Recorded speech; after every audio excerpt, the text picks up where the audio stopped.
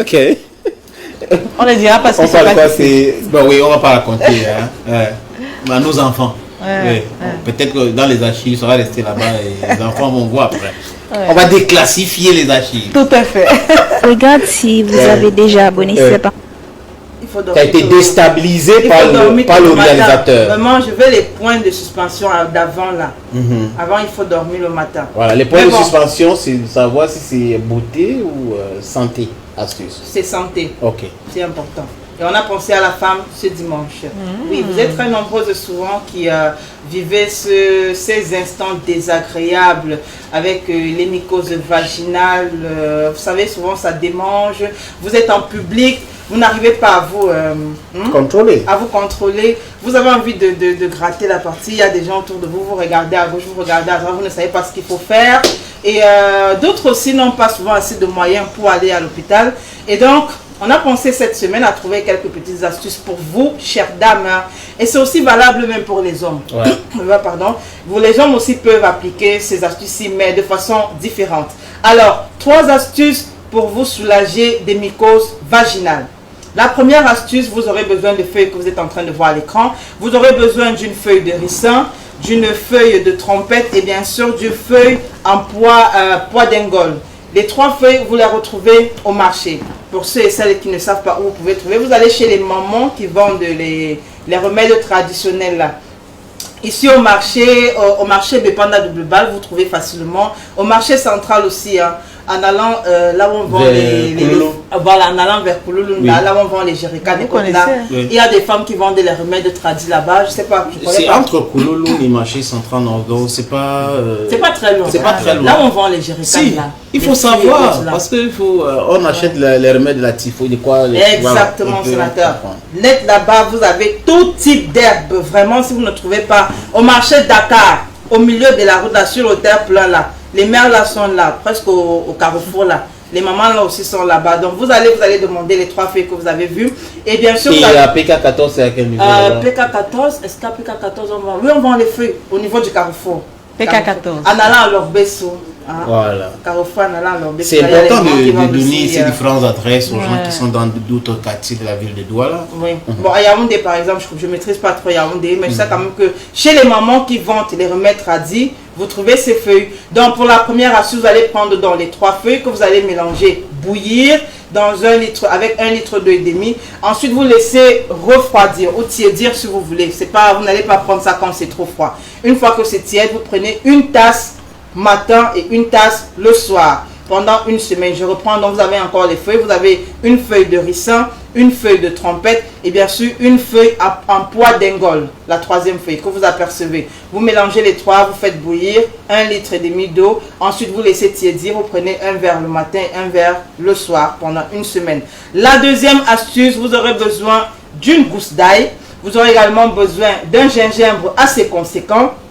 La gousse d'ail ne devrait pas quand même être petite, hein. Une gousse d'ail assez conséquente.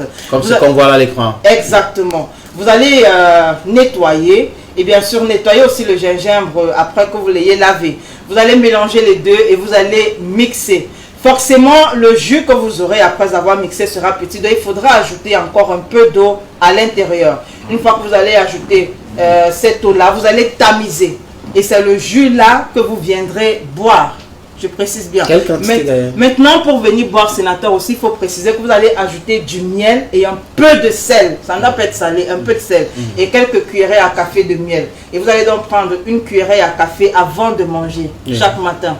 Parce que Pendant c'est combien de l'antibiotique. Hein. Pendant 2 semaines. Ouais, c'est vrai que l'ail fait C'est l'antibiotique. oui, Il faut Voilà. faire attention. Il faut toujours bien manger avant de consommer l'ail. c'est vrai. Je reprends bien la deuxième astuce. Vous avez besoin d'une gousse d'ail assez conséquente, du gingembre aussi assez conséquent. Vous nettoyez les deux, vous mélangez dans un mixeur. Après avoir mixé, parce que le jus sera très petit, vous allez venir ajouter un peu d'eau. Voilà. Et vous allez tamiser. Vous prenez donc le liquide tamisé, vous allez venir ajouter aussi quelques cuillerées de miel, on va dire 2 ou 3 cuillerées de miel. Et maintenant, vous allez bien tourner. Une fois que vous avez tourné, vous mettez un peu de sel à l'intérieur et vous prenez une cuillerée à café tous les matins avant de manger. Quand je dis avant de manger, c'est pas genre vous prenez, vous buvez là et vous prenez directement votre nourriture. Non, vous laissez que ça descende pour nettoyer et peut-être même 10 minutes après, vous prenez votre repas. Il faut laisser le temps au liquide. C'est à jeûne alors. Voilà, il faut laisser le temps au liquide de descendre et de nettoyer. Et d'agir. De réagir. De réagir. Voilà, merci Amel. Et bien sûr, la troisième astuce, vous aurez besoin de quelques gousses d'ail. Moi, j'ai dit généralement 2 c'est mieux, sénateur. Okay. Vous allez prendre 2 gousses d'ail, vous allez nettoyer. Pour les dames qui ont peur, vous pouvez percer un trou dans les 2 extrémités, vous faites passer un fil et vous enlevez l'aiguille parce qu'on fait passer le fil avec une aiguille. Et bien sûr, il faudrait que cette aiguille soit propre et stérilisée. Vous connaissez comment on stérilise? C'est avec du feu, simplement. Vous faites passer le fil.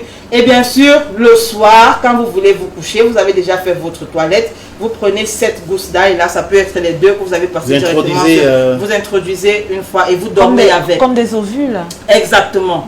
Et les trous, en fait, que vous faites sur l'ail, c'est pour que le liquide qui est à l'intérieur de l'ail puisse ressortir et faire le travail dans votre appareil génital.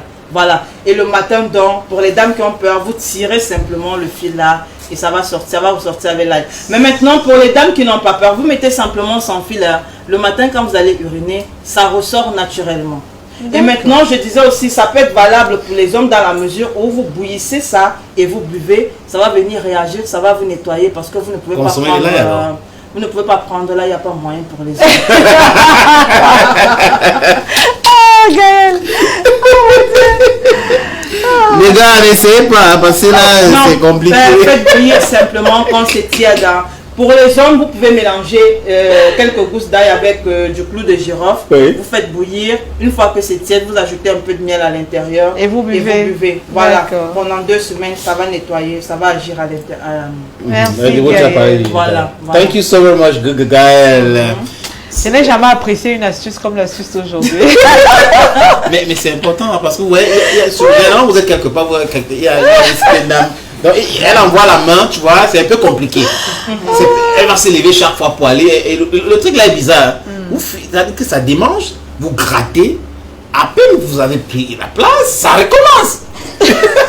Mais c'est le truc, c'est ça le truc. C'est-à-dire que vous partez, vous revenez vite fait, vous allez gratter parce que ça démange. Vous grattez. Non, mais... Après vous prenez la place là, ça recommence encore. Et vous commencez à danser. Regarde les gens, regarde. Là tu vois les pieds, j'ai un manque comme ça. C'est quoi? Non, ça va, c'est que je suis en train de réfléchir, j'ai des problèmes et tout ça. Mais c'est la maladie. Il ne faut pas avoir honte. Simplement, moi je dirais simplement que tout commence. On dit généralement prévenir vaut mieux que guérir. Ça veut dire commençons déjà à être propres. Ça veut dire nos sous-vêtements doivent être propres. L'air est passé parce qu'il y en a qui sont parfois surtout l'air est passé. C'est très important parce que même quand vous les lavez, vous les séchez, on ne sait pas ce qui se pose dessus. Ouais. Donc il faut toujours repasser à chaque fois. Et évidemment, être propre, ne pas s'asseoir sur n'importe quel WC, avoir son WC propre à la maison. Et lorsque vous êtes hors de chez vous, faire attention, peut-être nettoyer avant de s'asseoir, ou alors même éviter de s'asseoir lorsqu'on n'est pas chez soi. Et voilà, avoir également une hygiène de vie, c'est très important. Et justement, chez la moi je voulais aussi ajouter, il faut contrôler ce que vous mangez. C'est important. Je l'ai dit pourquoi? Parce que on a, pour les gens les parents qui ont des enfants, on parle généralement de rouge-fesses. Quand vous avez un nouveau-né à la maison, vous parlez de rouge-fesses, l'enfant les rouges-fesses. Habituellement, vous allez constater qu'on soigne, quand on veut soigner les rouges-fesses de l'enfant, on soigne à partir de l'intérieur. Et les grandes personnes, les adultes femmes ne savent pas que même elles aussi, à un certain moment, souffrent de rouges-fesses. Sauf que ça se manifeste différemment. Vous avez des filles qui ont des taches sur les cuisses, sur les pieds, et vous vous dites, mais avec peu importe le genre de lait que j'utilise sur moi, les taches là restent toujours, ça ne finit pas sénateur. C'est parce que votre intérieur n'est pas propre. Si votre intérieur n'est pas propre, il y a plusieurs façons les maladies se manifestent. Voilà, à la maladie de se manifester. Ça peut se manifester avec les boutons sur la peau. Donc si votre intérieur n'est pas propre. Et c'est grave quand ça commence à affecter la peau. Ça veut dire que c'est très grave à l'intérieur. Donc de temps en temps, il faut se purger pour celles qui aiment bien la purge. C'est que vous mangez. Contrôler ce que vous mangez, c'est important. C'est ça qui nous rend aussi malades. Oui. Yeah. What we eat can cure us, what we eat can render us sick. Je veux qu'on regarde le temps pour nous